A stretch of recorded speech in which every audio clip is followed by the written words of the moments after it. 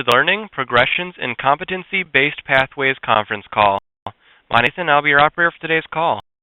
At this call, participants are in a listen-only mode. Later, we will conduct a question-and-answer session. Please note that this conference is being recorded. I will now turn the call over to Alyssa Peltzman. Alyssa, you may begin. Thank you, and thanks to so many of you for taking the time to join us today. We look forward to this conversation. I'm just going to take a minute to provide some context for this call. CEEF has been working to support states in advancing competency-based pathways for the past 2 years, and increasingly we've become aware that as states and districts move closer to implementation of competency-based pathways and moving to a system where students are expected to exhibit mastery and not just move on based on set times, there's a real critical need to deeply understand student learning, particularly in terms of knowing what it means to achieve mastery, how you can ensure that each student is engaged in daily instructional activities to best support him or her in deeper conceptual learning and certainly an application of knowledge. The other states and districts that are leading this way have strong appetite for approaching professional learning and developing resources to personalize instruction. We've worked with some of these states and districts. We've encountered a number of questions about how learning progressions can be used as a strategy to guide instruction. Today's conversation is going to just skirt the surface on these issues.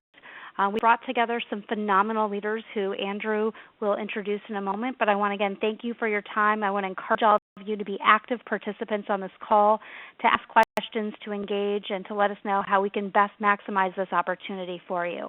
And with that, I'm going to turn it over to my colleague, Andrew Valent. Thank you very much, Alyssa. So before we get started with the webinar, I just want to go over a few logistical details. If for any reason you get logged out of the webinar, please use the same login information that you used originally to return. If you're experiencing any technical difficulties, you can always dial *0 for operator assistance. And participants will be muted throughout the speaker presentations, but you'll have a chance to verbally ask questions during the participant Q&A. You'll receive instructions on how to use your telephone to share your questions at the beginning of that Q&A session. We also encourage you to share any questions during the speaker presentations. You can write them into the chat box at any time, and we'll attempt to address them during the Q&A session, either the facilitated Q&A or the audience participant Q&A session. So to introduce our presenters and the agenda for today, my name again is Andrew Valent. I'm a Senior Policy Associate on the State Policy and Implementation Support Team at Achieve. I'll serve as today's moderator, and we'll also be hearing from 3 presenters that have been implementing learning progressions within competency-based learning environments. First up, we'll be hearing from Marge Pettit, who is an independent educational consultant focused on math instruction and assessment. Her primary work is supporting the development and implementation of the Ongoing Assessment Project, or OGAP for short, which is a teacher tool based on learning progressions. She has nearly 3 decades of experience as an educator, researcher, and state leader.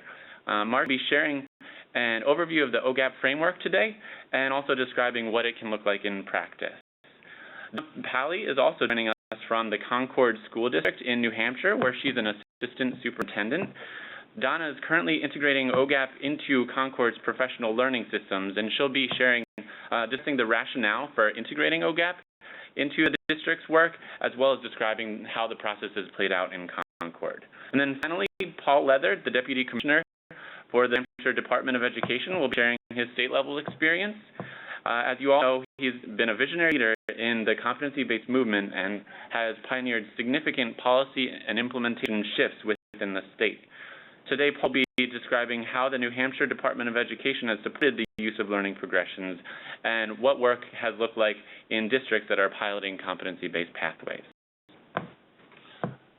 Before I turn it over to the presenters, I do want to do a quick spotlight on a recent publication from Achieve entitled "The Role of Learning Progressions in Competency-Based Pathways."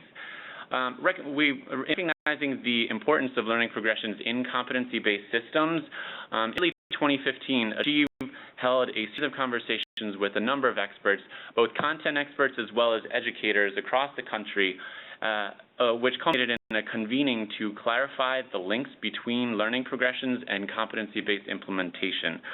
This work also worked to really what the gaps are that the field needs to address moving forward. And those conversations were captured in this brief, which is available on Achieve's website. The brief does a host of things. It describes the role of learning progressions in a competency-based pathway, also clarifies the many definitions that exist of learning progressions, and identifies commonalities and differences across those definitions across leaders in the field. It describes how learning progressions are being used, and it shares tools to support teachers in implementing learning progressions in the classroom, and identifies unanswered questions and gaps for the field to address moving forward. A few key themes that have emerged through our findings.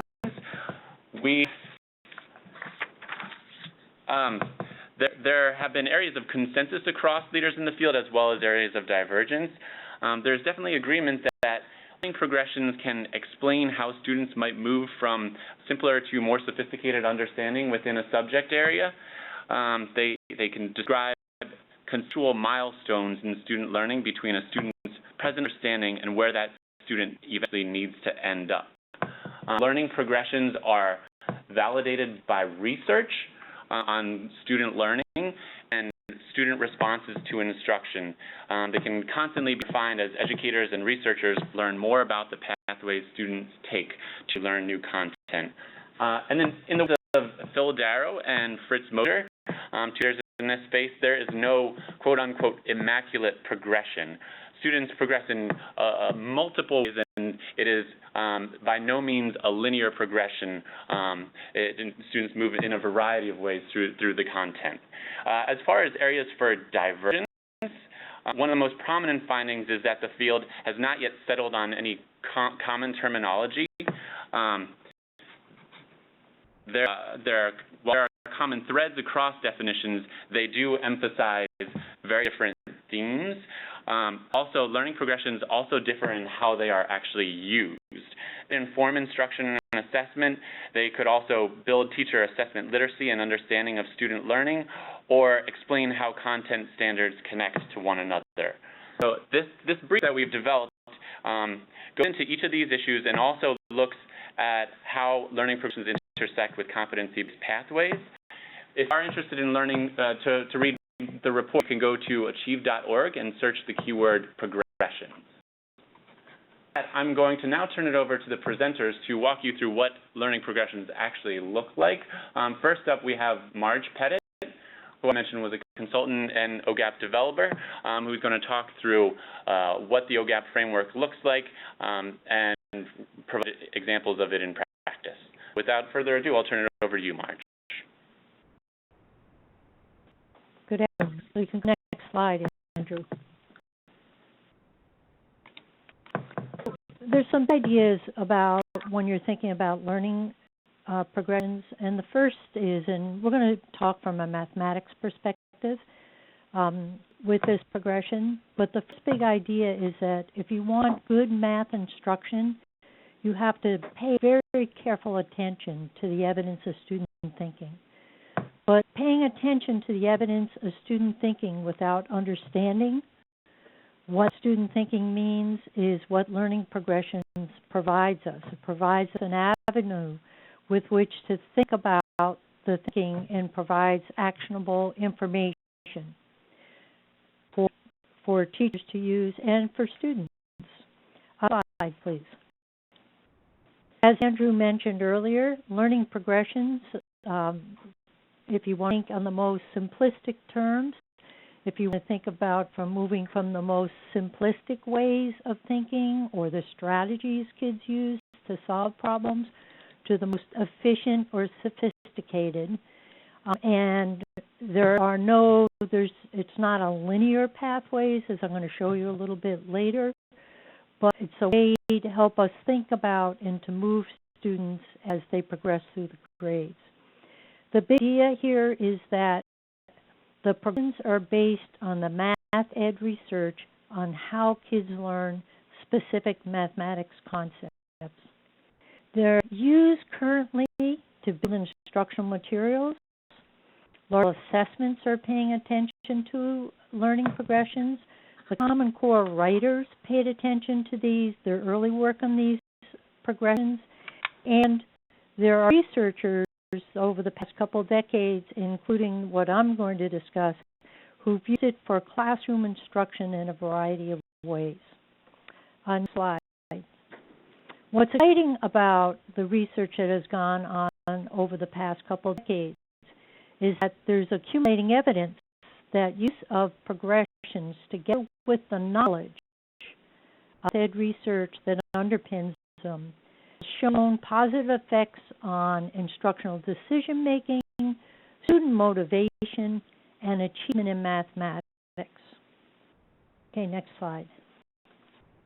So I'm going to provide you an example, and I'm going to provide you an example of a learning progression that's at a grain size that's usable for students in teaching. If you look into the literature, you'll see there's very detailed progressions, there's less detailed. This progression is one that's designed to be used by teachers to inform their instruction and kids' learning. If you want more information about OGAP, later you can go to a site called ogapmath.com. So if we go to the next slide, let's start with evidence of student learning. So if you look at these 4 student responses to the same problem of one tricycle having 3 wheels, how many wheels do 29 tricycles have? The first thing that you notice is that each of these solutions has a correct answer. If all you're paying attention to is the correctness of a response, then you might have a false positive about efficiency or about competency, depending upon what grade level you're at. So the second thing you're going to notice is the different levels of sophistication of these strategies. And you can see in C that the child is actually drawing the pictures, and if you look really closely, you can even see tick marks where the child actually did each one. You can see in D where a child was using skip counting, and D where they're using repeated addition, and in A they're actually using the distributive property. So you can see these are different levels. If thinking about a 5th grade student, we might want to say, where do we really want this student in a competency-based student? It isn't just okay to have a correct answer. Okay, next slide, please.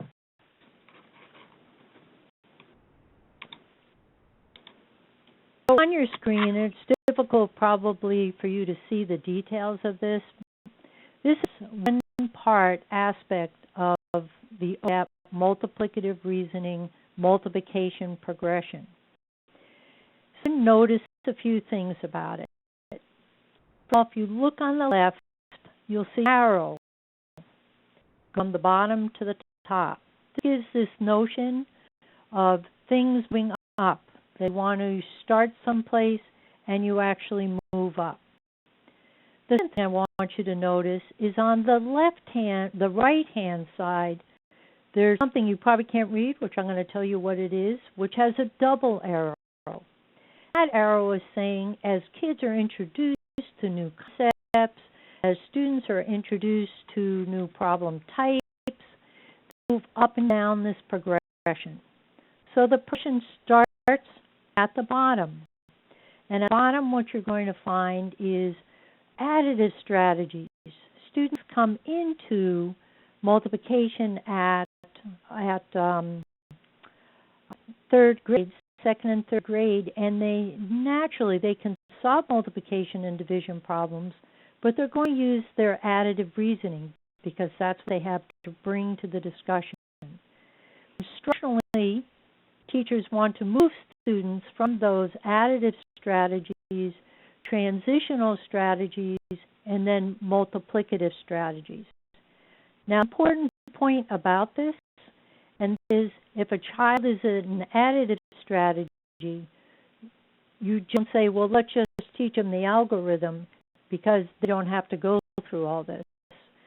What we need to see is that kids actually need to move through these stages in order to become both conceptually strong and procedurally strong. Go to the next slide, please, Andrew. So back to these 4 solutions. And we can find where they'd actually be on the progression.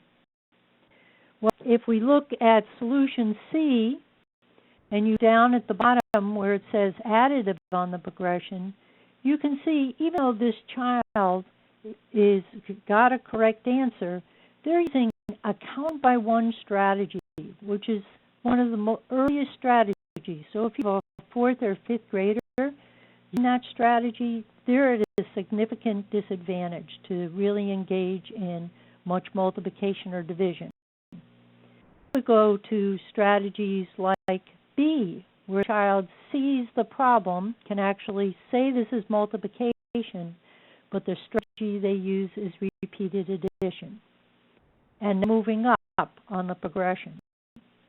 Then moves from seeing equal groups and the adding to seeing it in terms of skip counting.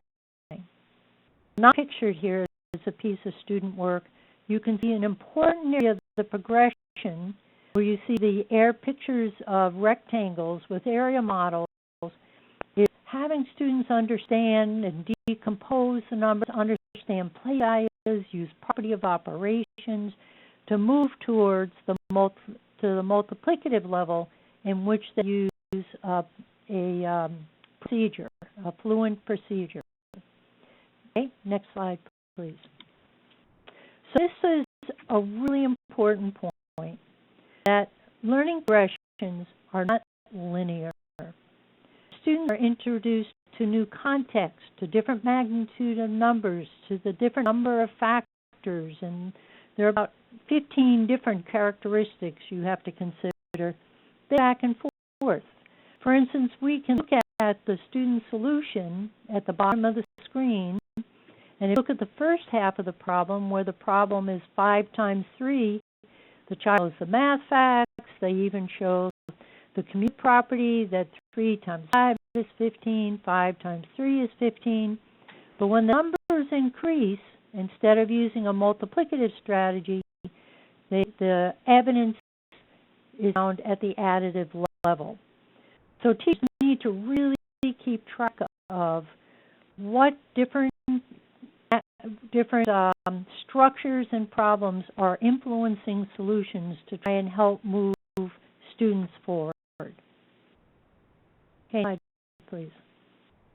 So now let's think about in a competency-based system, what progression has to do with a competency-based system. So if I'm thinking about at 5th grade, what the Concord is telling us, students should be able to do efficiently and with understanding. They're able to solve equal groups problems, equal measure problems, multiplicative comparison problems, measurement conversion problems, area. They should be able to do scale. And it also lets you know what the number of digits, up to the number of digits.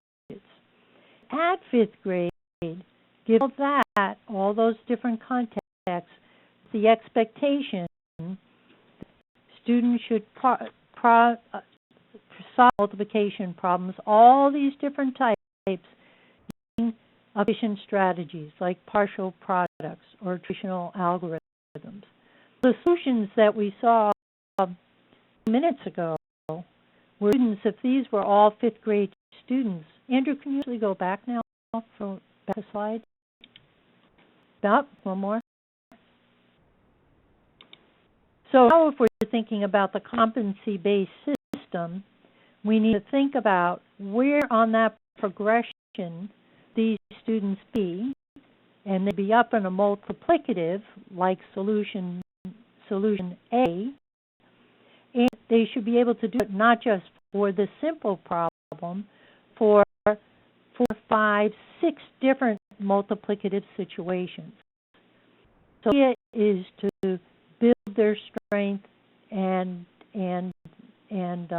through engaging in many different types, many different contexts, many different structures, and teachers carefully tracking where students are in performance. Because they might notice one day you're solving an area problem and they're using a multiplicative strategy, and the next day you might have a multiplicative comparison problem, and they might be all the way down to either a non-multiplicative strategy or even an additive strategy. So careful instruction and thinking about where you want your students to be. So let's go back to the slide. So from a competency-based student, you need to have not just one problem in which a child can show that they use an efficient strategy with understanding, but multiple problems, multiple different types of problems. Okay, next slide, please.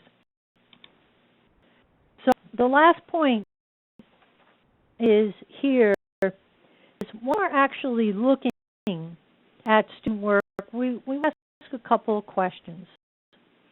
The question we want to ask is, where in the progression does the evidence on the student work fall? What's that we can build on, and what are the instructional implications of that? And finally, on this slide, that the learning progression supports the math education research on how students learn.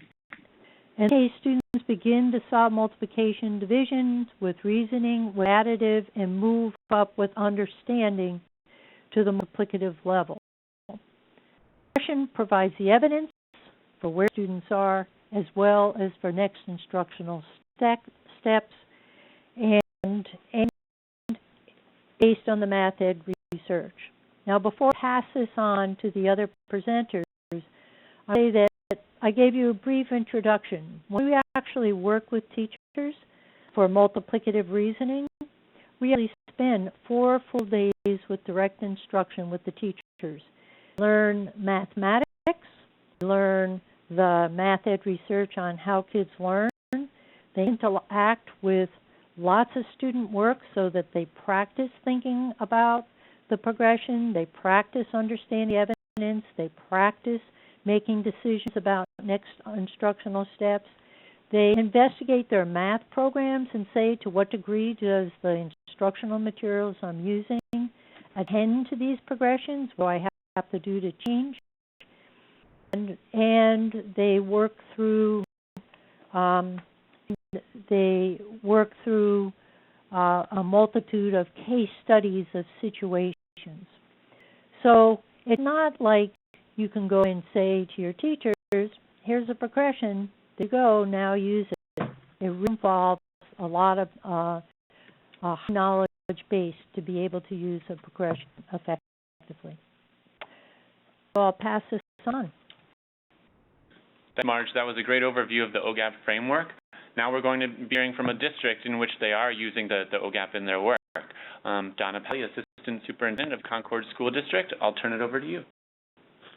Andrew, and I'm excited to be here to talk about the work, and particularly starting with that question of why is this learning progression work so vital as we in our district embrace competency education.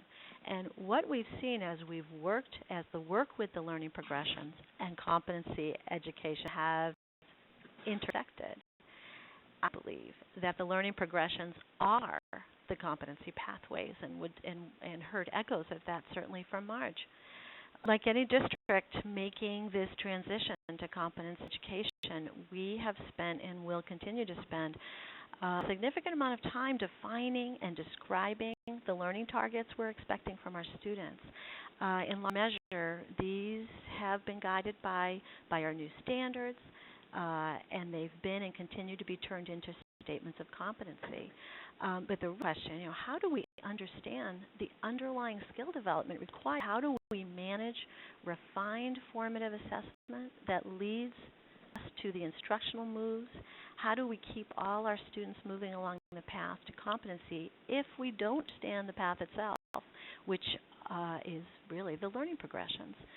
These feel like the underpinnings for this work. Without a deep knowledge of research-based content progressions, how can we establish our student learning targets, and how do we see the path we're on towards the goal? So if we're embracing the idea of movement towards mastery, how do we know what that mastery looks like, and what are the markers along the way? Some of our coaches and teachers have started using, especially with the younger students, the visual image of a ladder when they talk about the OGAP progressions with the children. Not that it's a straight shot up the rung. As Marge said, we talk about times when we move back and forth, up, down on that ladder, but the students can see that image and understand the basic idea. We know where we're headed to, and we have a sense of the stops or the steps along the way as well.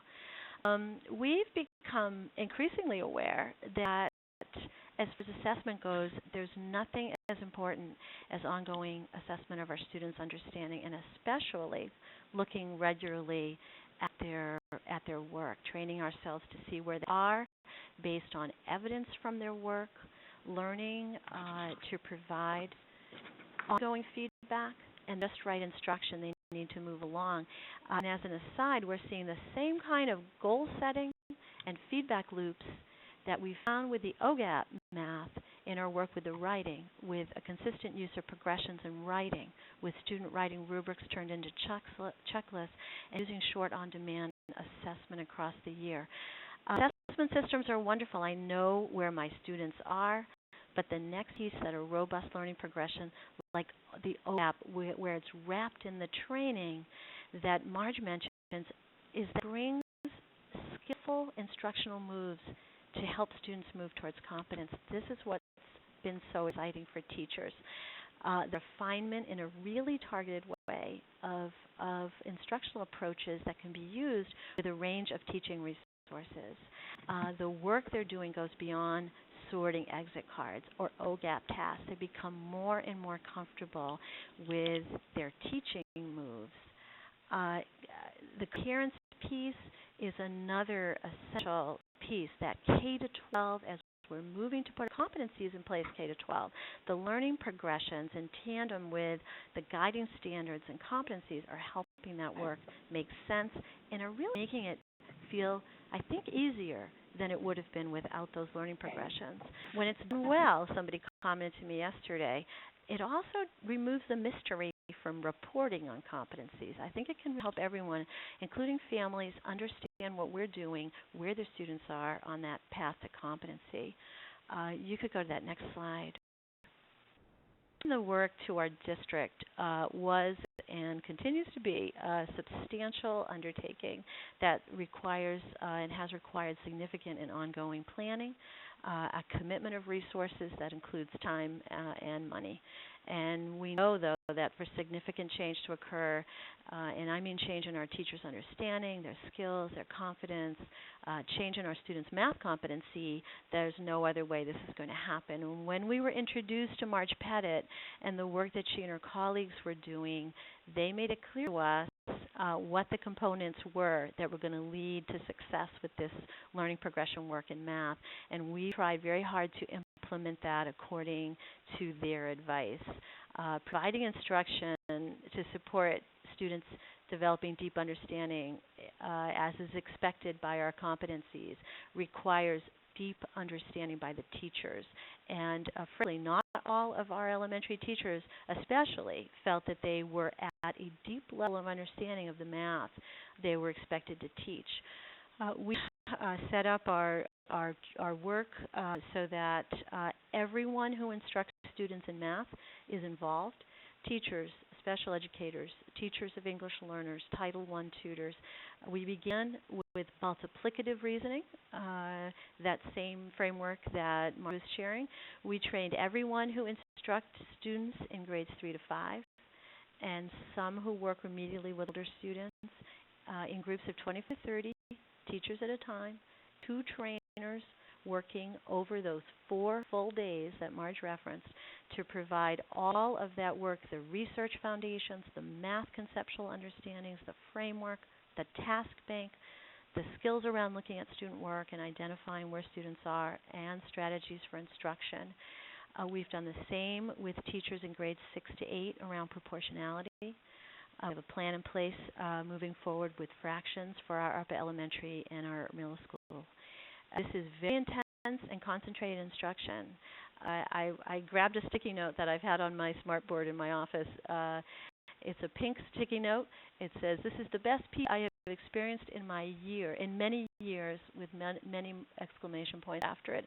This came from a veteran teacher. This is not at all unusual. Our teachers find these 4 days mind-blowing. But the other piece that Marge and her colleagues shared with us was that this isn't enough. You might think 4 days out of the classroom with this intensive focus training, but what is needed is this next piece, and that is embedded coaching at the table. So we provide additional training which has provided in her colleagues, additional training to develop our own coaches so that every grade level at every elementary school, grade level teachers meet for 45 minutes to an hour twice a month with their OGAP coach. The coaches are a varied group in Concord. They include classroom teachers, math specialists, Title I math teacher, technology integrator, special educator, assessment coordinator, so a range of people doing this work. They are the teachers are bringing the student work to the table, sorting, analyzing, planning, next steps, and it's in combination with understanding developed through the training is what's moving our teachers and students. It doesn't happen overnight. We're committed to this. We see this as a long-term process. We also have, as I said, one of our coaches is a special educator who's working, targeting with special educators and classroom teachers together, because one of the key principles with competency education is that ability to provide rapid response capacity, that opportunity to support students when they're stuck, become disengaged if they're frustrated. And in order to do that, you need those progressions so you understand where students are and where they need to go. So finally, we've developed a plan to loosen our reliance over time on our wonderful teachers and mentors from Vermont. And with the help of a Math Science Partnership Grant, we've joined forces with 2 other school districts in New Hampshire, and Marge and her group are training some of our staff in these 3 districts, many of whom started as OGAP coaches, to become in-house trainers. And so now in Concord we have our own multiplicative and fraction trainers. And by working with our other districts in the state, we're ensuring that every year our new staff can be trained. And this is, again, multi-year work to build the capacity of each of our schools. We're developing teacher leaders in this area and deepening this work over time. I can go to the next slide. I've talked very quickly about some outcomes, so I'm sharing with you a little glimmer, a little slice of OGAP data. So I'm going back to that ladder, and what you see here is that same framework that Marge showed you, just in a ladder with the pictures on the right side of it. And you can see those little red circles on this side. From the red ball at the first rung with students who are at the early additive stage, all the way to the very top rung where students are multiplicative. So take a look at 5th rung of ladder, transitional, which is about where we want our 4th graders to be. We administer an OGAP pre-assessment to all students in the fall. And if you go to the next slide, you can see where this group of 4th graders, these are all the 4th graders in one of our schools, you see where they were in the fall. And you can see that most of them were at a fairly early stage in their multiplicative journey. If you final slide, and the hash marks represent an analysis of multiple tasks. They're different multiplicative situations. So for each student, there's more than one hash mark. So if you look at the final slide, our teachers were really gratified to see the results from the OGAP post-assessment administered in the spring. And you can see almost all the students in this school, which is one of our early adopters of OGAP, almost all students on almost every task are transitional or above. So that's a nice data story to end my portion of this webinar. Back to you, Andrew. Much. Donna. That was fantastic to actually see the data that's emerging from Concord. We're now going to be hearing from Paul Leather, the Deputy Commissioner in New Hampshire at the Department of Education, to share a little bit about how the state is thinking about learning progressions and what intersections he sees with the competency-based work happening in districts across the state. So with that, over to you, Paul. Drew, good afternoon, everyone. I'm going to talk about what we have been doing with learning progressions here in New Hampshire with particular attention to performance assessment of competency education, our PACE project. You just heard from Donna Powley from Concord, New Hampshire, talking about her learning progression project here in New Hampshire, which was funded, as she mentioned, in part through federal math science partnership funds. Concord is one of 3 New Hampshire districts that have been working with Marge to train teachers and embed the OGAP math learning progressions into curriculum and instructional processes. Nashua, New Hampshire's second largest district, was first to adopt this work and has aggressively trained all elementary and middle school teachers in the practices from additive reasoning right on into fractions, multiplicative reasoning, and proportionality. And at the end of that first year, the national leadership shared videos of student and teacher work at a statewide Innovation Lab Network conference as heightened interest in the work. The following year, Concord was one of 2 new districts, along with Sanborn Regional, to join in the work. And many more districts were interested, but quite honestly, we only had enough monies to fund 2. Subsequently, the 3 districts have been working closely with Marge and our OGAP staff to implement and to train trainers in the project. And so we're hopeful that we'll be able to expand as we develop more expertise in state. In discussion with Mark Conrad, the superintendent of the Nashua district, just this last week, he is ascribing his district's improved math scores on Smarter Balance this year to his work with OGAP. Let me move now to discuss how learning progressions have impacted our PACE pilot. Next slide, please. I presume many folks on this call have sat through at least one presentation on the basics of PACE. Just to recap, however, PACE is essentially an assessment and accountability effort in now 8 of our New Hampshire school districts, including Concord this year, that has been approved for a 2-year pilot by the U.S. Department of Education. Districts are assessing student performance in content areas, right now English language arts, math, and science, through both Smarter Balanced and grade spans, and by building and assessing students with complex performance tests in each of the content areas. The idea here is that this would be much more conducive to advancing competency education at the local level and would support an accountability system that was more coherent with local educational practices. Although not part of the federal state system, a number of the PACE districts are also assessing work study practices, or what some folks call dispositions, or habits of mind, as well as arts and social studies through performance assessments as well. The theory of action is that students will reach a more 21st century definition of college and career readiness with this deeper, more curriculum-based competency education accountability system than through a traditional system. Next slide, please. Underpinning our theory of action is that when we think of learning trajectories, student progress, or student growth, if you will, we often think of this as a linear, ever-progressing process. Most all of our nation's school improvement assessment and accountability models are based on this construct. If you think about it, the basic reasoning is that if students apply themselves, put one foot in front of the other, if you will, then their learning will grow. That is why we often double down through this model of school improvement, particularly for students who become disengaged. We give them more instruction, more focus. But what if the basic construct of a linear learning progression doesn't quite work the way we have conceptualized for every student, as Marge shared with us earlier? What if we designed the system for some students who happen to learn in that particular way? What if we go to the next slide, please?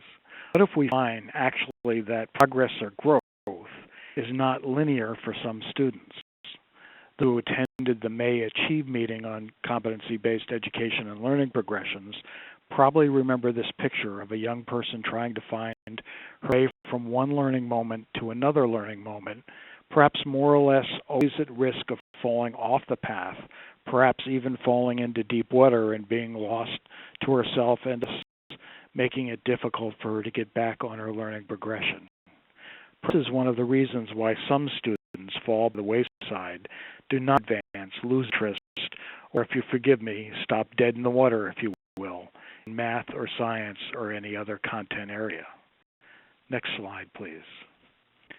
This is why when you speak to teachers in some of our PACE school districts, particularly Sanborn Regional, where they have been involved in Mark Pettit's OGAP math trajectories for a couple years now, as Donna had talked about, with many years of training in Lucy Calkins' reading and writing work, and looked to gather exemplars of learning for establishing mastery of writing, and have also jumped in feet first into the Center for Innovation in Education's developmental frameworks for decisions or work study practices, that they are pursuing the kinds of teaching and formative assessment strategies that are inherent in learning progressions.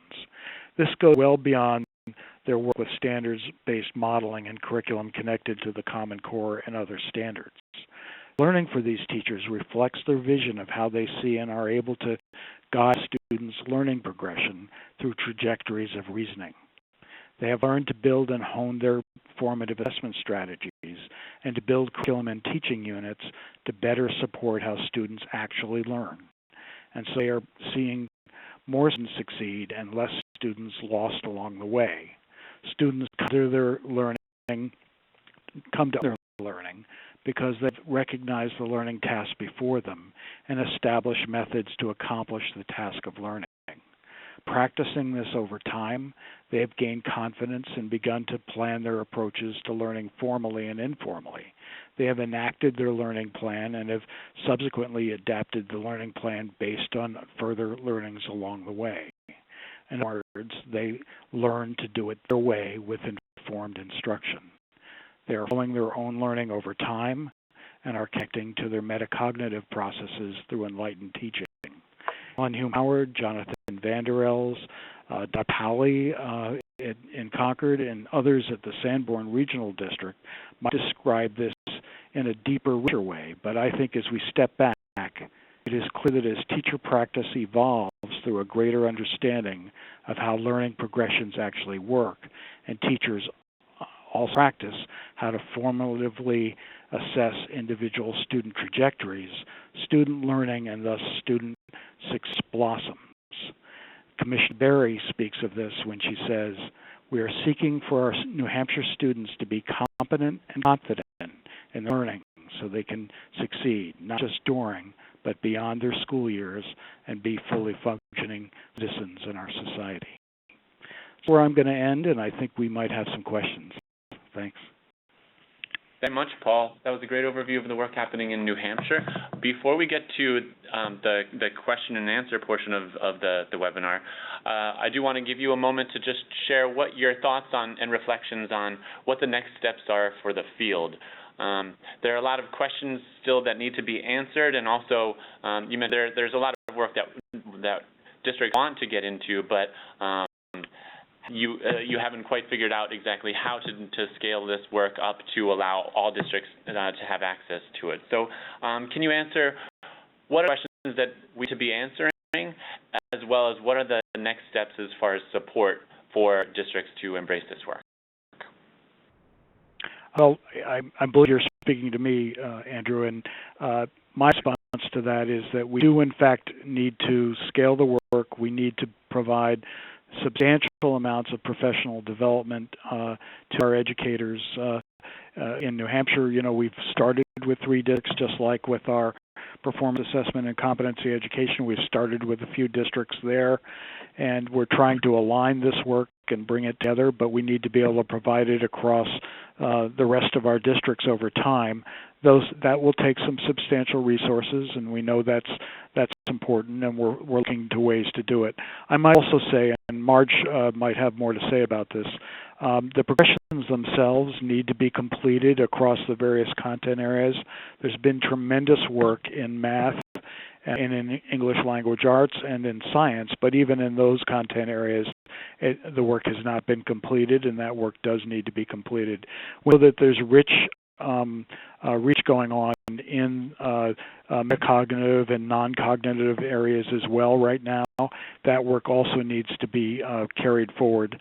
I think, though, that one of the deltas here to think about is how can we connect professional development with the research. Marge has been somebody who's kind of pioneered that work, done some of her research right in classrooms across the country, and taken the data from that research along with the professional development as she's started doing the scaling. I think we can learn an awful lot from the work that Marge has done in that regard.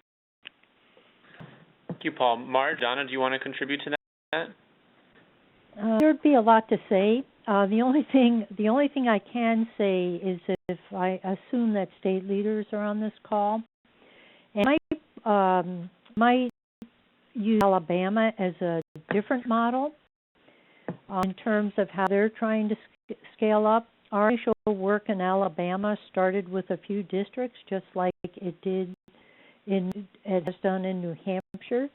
But in Alabama, they actually have what they call AMSTI leaders, they probably have 60 or 70 math leaders statewide whose job it is to provide professional development. And we've been working very closely with them to help make so that those leaders who work within the state are able to provide the professional development. I think you have an echo. You may have two sets of speakers playing right now. I don't know how I could. It was the first time it echoed, and it stopped. But I think the important thing is Alabama provides a different model, evolved model than one New Hampshire has, that if states are willing to do something like this, they might look to Alabama as an example.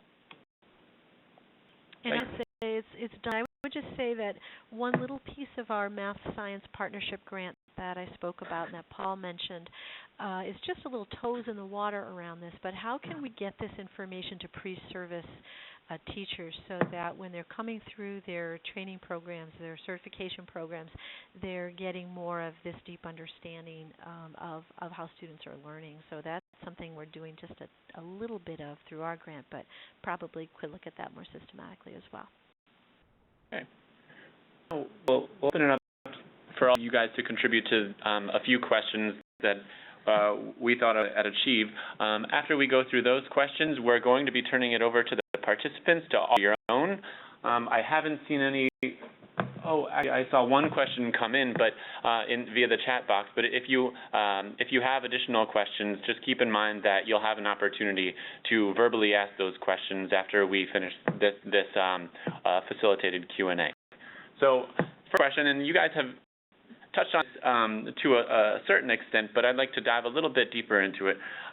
So, as far as creating the structures within districts and schools to really promote learning progressions. We've talked about training the trainer models. We've talked about allowing pre-service teachers to have access to this information.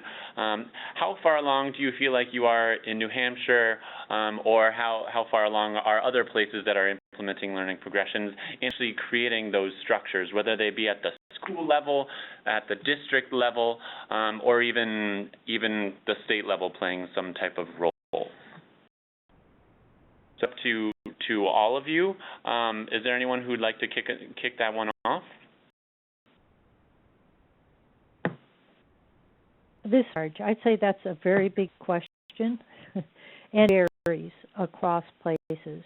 It varies for a couple reasons. The first of which is districts really have to deeply commit. New Hampshire is deeply committing, understanding that this is about deep professional development. The second thing is that the resources question. And it's to have this happen at a deep level there has to be funding and resources in order for schools to be able to get the professional development and provide the ongoing support that's needed. So I would say right now across the country, implementation is uneven. There are a variety of projects, so that's not the only one. CGI, which is a very most mathematics educators are familiar with the cognitively based instruction, which has been in place for 10 to 20 years, coming out of the University of Wisconsin. So there are lots of other projects. I don't think we've accumulated the information to say how deeply is it. I think we're at the beginning fringes, is what I would say. I could add, Andrew, I would just say from a policy perspective, one of the reasons I shared with you the two slides with the arrows, if you will, one with kind of essentially a standards-based system, and then one that was more tied to learning progressions, is so folks could see kind of the transition that needs to occur. I think that what people are in trouble doing is understanding the linkage, if you will, or the integration between some of their primary work around school improvement and implement standards-based education system, and in our case, a competency-based educational system, and seeing how that ties directly to learning progressions. As you could hear from Marge, Donna, and myself, we feel that it is very intricately connected, and policymakers need to think about what does that mean going forward. Once you start to do that, then you move learning progressions from being kind of a nifty project-based kind of an approach where a few districts are involved in it to being something that people are saying, look, we need to find ways to scale this work because it's central to what we're trying to do in terms of improving our educational practices as well as reaching the needs of each and every student that we have in our state. So I think it's more than just how do we expand our projects and how do we build out the progressions. It also is a policy discussion that needs to take place in this country. I agree 100%. So there's one question in the chat box I do want to raise around ELLs and what this work really means for English language learners within districts and states. I'm thinking maybe, Donna, would you want to answer that from your perspective working in a district? How have you engaged ELL teachers or teachers working with ELLs to understand and actually use the learning progressions? Yes, so we include all of our students in this work, and we include all of the teachers who are instructing in math, which include our EL teachers who are at the elementary level instructing in math, or who are co-instructing in math at other levels. So they are a part of the training just as others are, and I think they, just as others do, find it just as helpful to know what that path is. And our students may be in different places, but this provides them with strategies and understandings about their own student work that they can pick up just as well as other students. So I think it's appropriate for everyone, really. So this is Marge, and I will pipe in just about ELL, but also about with special needs and teachers of that. Often what happens, what we found, is that students who are in those programs often receive instruction from people who are not highly trained in teaching mathematics. As a result, often, not always, often think the best approach to teaching children ELL or children with special needs is by teaching procedures as opposed to teaching from understanding. And the research is very clear that that is not the case, that the kids who struggle the most need understanding the deepest. What we found, and as Donna said, we've not made it a requirement to working with us, but we find every way possible to encourage encourage districts to include any person who works with students on mathematics, whether it's interventionists, whether it's special educators, whether it's ELL specialists, within training and ongoing support. So we have 3 minutes left. I want to get one more question in that came in via the chat box. Unfortunately, I don't think we're going to have time to allow people to verbally ask their questions, but I do want to get this one in. So this participant asks if there have districts focus on specific grade levels in their work and in specific subject areas initially, and what's been the feedback, if any, on the advantages to starting with a specific grade level or subject. So this sounds like another question, maybe starting with Donna, and then Paul and Marge, if you want to contribute as well. Sure. We'll speak to the OGAP and Marge and her colleagues, together with folks in our district. This is something that we're constantly talking about. Where are we starting? What are we doing next? Where are we going? I think the council to start with multiplicative reasoning, grades 3 to 5, was a good one. That's a key teaching area for those grade levels and a key foundational aspect for those students as they move on. So that was a great place to start, and I think the teachers were very appreciative. And as soon as they see that, and then the fifth grade teachers are starting to say, "Wait a second, we need fractions," and the high school people saying, the middle school are saying, "We need fractions, we need proportionality." So that was a good place to start for us. Paul, anything to contribute? Our work focuses in multiplication and division of grades 3 to 5 and fractions 3 to 8, and also high school teachers, and proportionality middle school and high school teachers.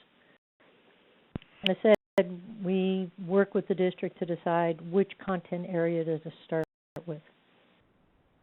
The only thing I would add is that, as folks start to look at this, they should look at some of the research that's been done nationally and frankly across the world now in math, in English language arts, in the sciences.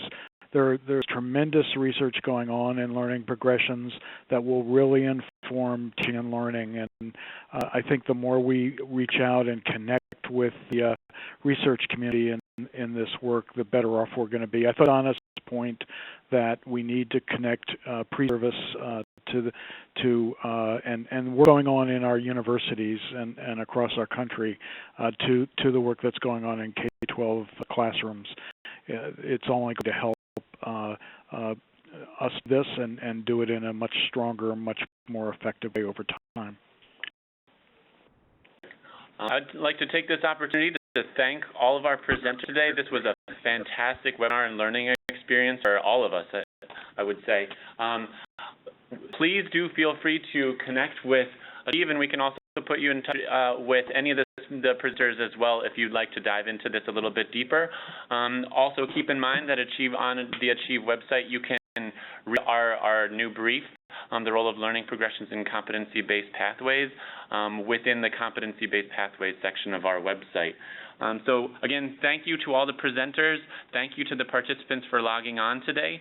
We will have a webinar recording of this as well as PowerPoint slides available afterwards. And thanks, and we hope to hear from you soon. Have a great day. Ladies and gentlemen, this concludes this conference. Thank you for participating. You may now disconnect.